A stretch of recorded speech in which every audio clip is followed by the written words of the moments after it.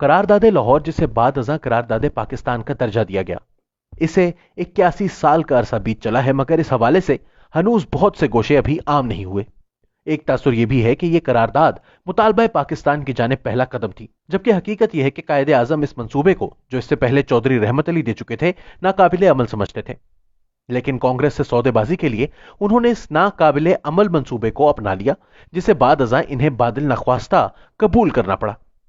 کئی پاکستانی مورخین کے علاوہ بھارت کے ممتاز سیاستدان اور بی جے پی کے بانی کارکن جسونت سنگھ کا بھی یہی موقف ہے۔ وہ بھارت کی خزانہ، دفاع اور خارجہ جیسی اہم وزارتوں پر فائز رہے۔ 2009 میں چھپنے والی اپنی کتاب جناح انڈیا پارٹیشن اینڈ انڈیپینڈنس میں انہوں نے جناح کی بجائے نہرو کو تقسیم کا ذمہ دار قرار دیا ہے۔ نواب سر محمد یامین خان، جو مسلم لیگ کے سینئر رہنما اور قائد اعظم کے قریبی رفقا میں شمار ہوتے تھے، ان کی کتاب نامہ اعمال میں 1 مارچ 1939 کی تاریخ کا حوالہ دیتے ہوئے لکھا گیا ہے کہ ڈاکٹر ضیاء الدین نے مجھے، مسٹر جناح، ظفر اللہ خان، سید محمد حسین کو الہ آباد بلایا۔ دوپہر کے کھانے پر سید محمد حسین نے چیخ چیخ کر، جیسے ان کی عادت ہے، کہنا شروع کر دیا کہ چودھری رحمت علی کی اسکیم کے پنجاب، کشمیر، صوبہ سرحد، سندھ، بلوچستان کو ملا کر بقیہ ہندوستان سے علیحدہ کر دیے جائیں۔ ان سے پاکستان اس طرح بنتا ہے کہ پے سے پنجاب، الف سے افغانیہ یعنی صوبہ سرحد، کاف سے کشمیر، سین سے سندھ اور تان سے بلوچستان کا اخیر ہے۔ چونکہ سید محمد حسین زور زور سے بول رہے تھے، اس لیے سر ظفر اللہ خان نے آہستہ سے مجھ سے کہا کہ اس شخص کا حلق بڑا ہے مگر دماغ چھوٹا ہے۔ مسٹر ظفر اللہ خان ان کی مخالفت کر رہے تھے کہ یہ ناقابل عمل ہے۔ مسٹر جناح دونوں کے دلائل غور سے سن رہے تھے اور پھر مجھ سے بولے کہ کیوں نہ ہم اس کو اپنا لیں اور اس کو مسلم لیگ کا نعرہ بنا لیں۔ ابھی تک ہماری کوئی خاص مانگ نہیں ہے، اگر ہم اس کو اٹھائیں تو ہماری کانگریس سے مصالحت ہو سکے گی، ورنہ وہ نہیں مانیں گے۔ بیگم شائستہ اکرام اللہ اپنی کتاب فرام پردہ ٹو پارلیمنٹ میں لکھتی ہیں کہ اکثر مسلمانوں کے نزدیک پاکستان ایک تصور تھا، حقیقت نہ تھی۔ بڑے بڑے مسلمان لیڈروں کا بھی یہی خیال تھا کہ کسی قسم کا باہمی سمجھوتا ہو جائے گا اور وہ متحدہ ہندوستان کے اندر اپنی جدا گانہ حیثیت برقرار رکھ سکیں گے۔ قائد اعظم کا بھی یہی خیال تھا۔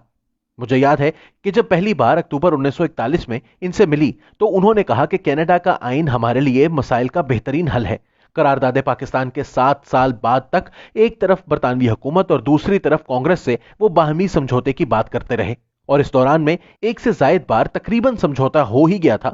اس بات کا ثبوت ہے کہ وہ 2 ٹوک بٹوارہ نہیں چاہتے تھے۔ باہمی سمجھوتے میں ناکامی ہوئی تو اس کی ذمہ داری قائد اعظم پر نہیں، کانگریسی لیڈرز کی تنگ دلی اور تعصب پر تھی۔ قائد اعظم کے اسی موقف کی تائید مسلم پنجاب کا سیاسی ارتقا الزاہد چودھری اور حسن جعفر زیدی کے صفحہ 325 پر بھی ہوتی ہے، جس میں 14 اگست 1947 کو کراچی کے ایڈمنسٹریٹر سید ہاشم رضا کے حوالے سے لکھا گیا ہے کہ جب قائد اعظم آزادی کی تقریب میں تشریف لائے تو نیو یارک ٹائمز کے نمائندے نے انہیں کہا کہ میں آپ کو مبارکباد پیش کرتا ہوں، آخرکار آپ نے پاکستان لے ہی لیا۔ قائد اعظم نے یہ سن کر کہا، میں نے اکیلے پاکستان حاصل نہیں کیا، پاکستان کے قیام کی جدوجہد میں میرا 1 روپے میں 2 آنے کا حصہ تھا۔ اس تگودو میں برے صغیر کی مسلم قوم کا حصہ روپے میں 6 آنے کے برابر تھا، اور قیام پاکستان میں اس برے صغیر کی ہندو قوم کا حصہ روپے میں 8 آنے کے برابر تھا۔ قائد اعظم نے اپنے موقف کی مزید وضاحت پیش کرتے ہوئے کہا کہ جس زمانے میں مصر میں سعد زغلول پاشا کی حکومت تھی، مصر کے عیسائیوں نے اپنے حقوق کے لیے تحریک شروع کر دی۔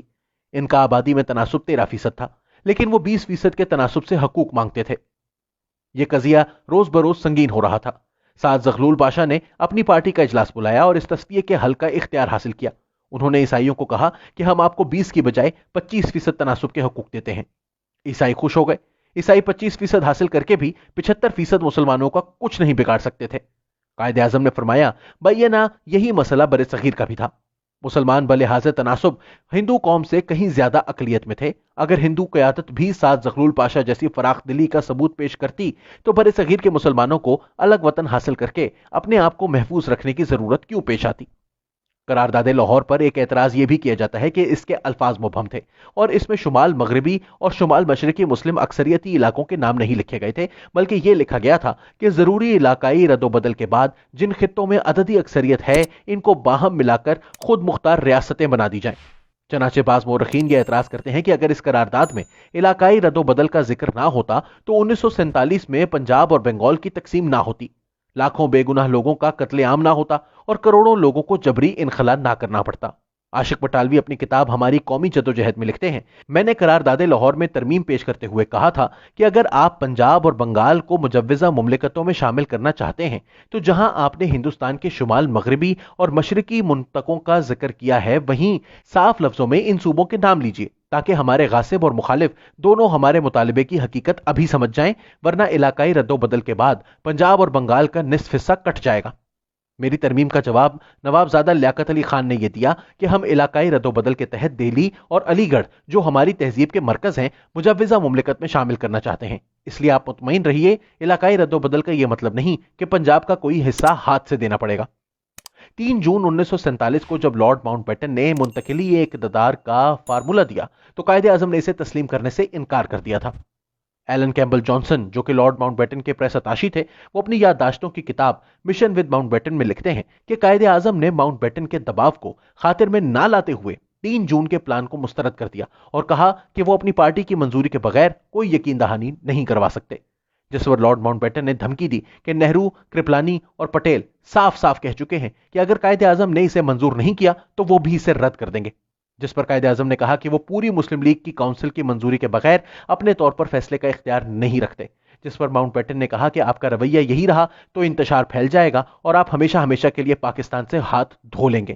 جناح نے کندھوں کو جنبش دیتے ہوئے کہا کہ تو پھر دین واٹ۔ قائد اعظم آخر تک ایک کنفیڈریشن کے حامی تھے جس میں مسلمانوں کو زیادہ سے زیادہ سیاسی حقوق مل سکیں، مگر برطانیہ، نہرو اور پٹیل تینوں کچھ اور فیصلہ کیے بیٹھے تھے۔ جسونت سنگھ نے جب تاریخی حقیقت آشکار کی تو انہیں بی جے پی سے نکال دیا گیا۔ جسونت سنگھ نے قائد اعظم کو ایک عظیم سیکولر لیڈر قرار دیتے ہوئے لکھا ہے کہ جواہر لال نہرو اور سردار ولبھ بھائی پٹیل دونوں نے ہی اقتدار جلدی میں حاصل کرنے کے لیے تقسیم کو قبول کر لیا تھا۔ وہ تو ویسے اس کے پیچھے ایک اور بھی بات ہے کہ the British wanted Muslim demonstration against the Congress کی ایک بہت بڑی حماقت تھی کہ انہوں نے بجائے کہا کہ ہم آپ کو سپورٹ کر دیتے ہیں سیکنڈ ورلڈ وار میں، انہوں نے کہا کہ نہیں، آپ پاور ٹرانسفر کریں ہمیں، وی وانٹ انڈیپینڈنٹ انڈیا، اور تب ہم آپ کا ساتھ دیں گے۔ The British did not want it because یہاں سے ساری ان کی آرمی آتی تھی، how could they afford to؟ یہ کانگریس کی میجر بلنڈرز میں ہے۔ جب میں انڈیا کو لوگوں کو یہ بتاتا ہوں تو وہ میرے خلاف ہو جاتے ہیں۔ میں نے کہا یہ آپ کا بلنڈر ہے بہت بڑا، اگر آپ وہاں پہ سپورٹ آفر کر دیتے there would be no partition whatsoever۔ آپ نے خود حالات ایسے پیدا کیے کہ جن میں سے پھر یہ سیاست نکلی۔ میری تو تھیوری یہ ہے کہ یہ intended and in intended consequences ہوتی ہے سیاست، آپ کرتے کچھ ہے، اس کا رزلٹ کچھ اور آ جاتا ہے۔ بالکل، اور تاریخ بھی ایسی ہوتی ہے ڈاکٹر صاحب، تاریخ ایسی ہوتی ہے، ہاں ایسی ہوتی ہے۔